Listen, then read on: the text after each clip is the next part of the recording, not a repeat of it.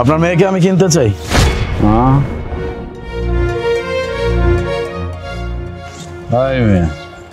আপনি এসব কি করতেছেন?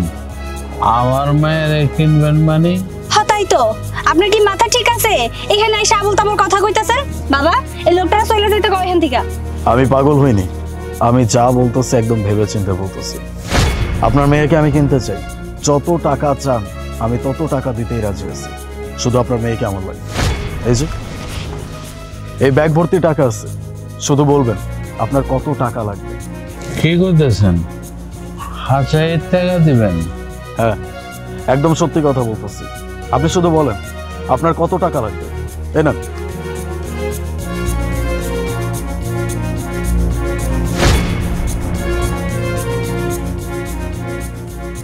মা অনেক টাকা। মা তুই সাহেবের লাগে চলে যা। বাবা, তুমি এসব কি কইতাছো? পাগল হয়ে গেছো? এই সামান্য কয়টা টাকার জন্য তুমি তোমার মায়ের পয়সা দিবা?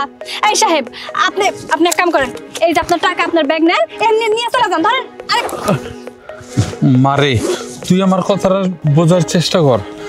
তুই এই সাহেবের সাথে চলে যা। আমি এর চাইতে ভালো ছেলে তরে দিতে পারুম না, তোর কপালে জুটবো না রে মা। তুই এই সাহেবের লগে চলে যা।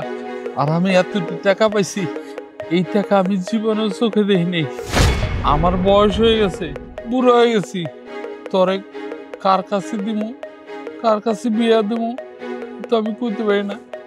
তুই এই সাহেবের সাথে চলে যা। বাহ, গুড ডিসিশন। আপনি যে ডিসিশনটা নিচ্ছেন এটা একদম ঠিক। আপনার মেয়ের জন্য এর থেকে ভালো ছেলে আপনি আর পাবেন না। যাই হোক, আপনার টাকা আপনি রাখেন, শুধু আপনার মেয়েকে আমি নিয়ে যাব। চলুন। বাবা, তাই বলে তুমি সামান্য কয়টা টাকার জন্য এই অচেনা মানুষের কাছে আমার পয়সা দিবা? তারে আমরা চিনি না, জানি না, করতে খাইছে, কয়টা টাকার লোভ দেখাইছে, আর অমনি তুমি তোমার মায়ের ওনার কাছে দিয়ে দিবা? বাবা দাও, তুমি যা করতেছো ভুল করতেছো। ওনার টাকা তুমি ওনারে ফেরত দাও, আমি ওনার সাথে যাবো না। আপনি চিন্তা করবেন না, আপনি আমার কাছে অনেক ভালোই থাকবেন। আমি আপনাকে খুব ভালোভাবে রাখবো, অন্তত এই জায়গা থেকে অনেক ভালো থাকবেন। চলেন আমার সাথে।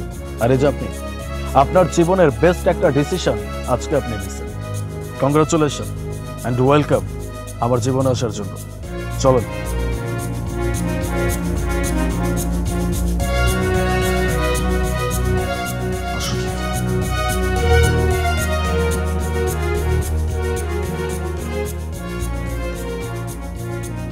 এটা হচ্ছে আমার বাসা, ওই পাশটাতে আপনার রুম।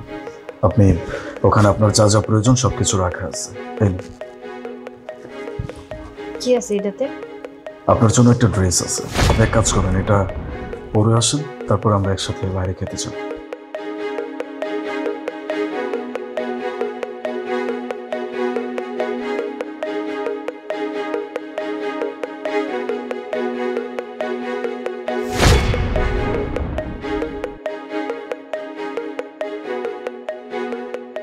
বাহ, অসম্ভব সুন্দর লাগছে আপনাকে। আচ্ছা, আপনি এসব কেন করতেছেন কোন তো?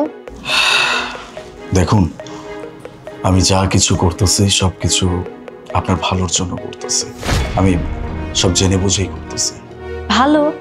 এই জায়গায় আমার কি ভালোটা হইতেছে শুনি? কি ভালো করতে চাইতেছেন আপনি? আমি জানি আপনার মনে অনেকগুলো প্রশ্ন ঘোরাফেরা করতেছে। দেখুন, আমি এটা খুব ভালো করে জানি যে আপনার বাবা নেশা করে।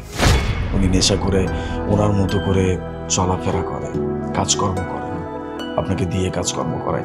আপনি যেখানে কাজ করেন তার পাশেই আমার অফিস। আমি আমার অফিস থেকে আপনাকে প্রতিদিন দেখি। অ্যাকচুয়ালি আপনাকে আমার অনেক ভালো লাগে, কিন্তু এটাও দেখি, এটাও লক্ষ্য করি যে ওই রাস্তা দিয়ে যে বখাটে ছেলেগুলো যাওয়া আসা করে, আপনি যখন কাজ করেন আপনার দিকে সেই ছেলেগুলো খুব বাজে নজরে তাকায়, যেটা আমার কাছে মোটেও ভালো লাগে না। কখনো যদি কোনো রকম দুর্ঘটনা ঘটে যায় তখন কি হবে? আপনার বাবা এটার জন্য দায়ী থাকবে। এজন্য আপনার বাবার কাছে থেকে জাস্ট আমি আপনাকে আলাদা করার জন্য এই কাজটা করছি। আমি আপনাকে ভালো রাখার জন্য করছি। সবই তো বুঝলাম, কিন্তু এত কিছু করে আপনার লাভটা কি? কিসের লাভ আপনার শুনি? আর কেন করতেছেন আপনি এসব? লাভের কথা ঠিক বলতে পারবো না, তবে আমি যেটা করছি সেটা আপনার ভালোর জন্য করছি, এতটুকুই বলতে পারবো। আর তার থেকে বড় কথা হচ্ছে যে আপনাকে আমি এইভাবে আমার বাড়িতে নিয়ে আসছি বলে যে আপনাকে আমি এইভাবেই রাখবো, এটা কিন্তু না। আমি আপনাকে আমার বউয়ের স্বীকৃতি দিতে চাই, মানে আপনাকে বিয়ে করতে চাই, যদি আপনি রাজি থাকেন। আপনি রাজি? রাজি না হয়ে উপায় আছে? যে মানুষটা আমার এত ভালো চায়, আমি কেমনে ভালো থাকবো এইটা বুঝতেছে, সেই মানুষটা বিয়ে করে যে আমার কতটা সুখে রাখবো এটা আমি ভালোভাবে বুঝে গেছি। আমি রাজি।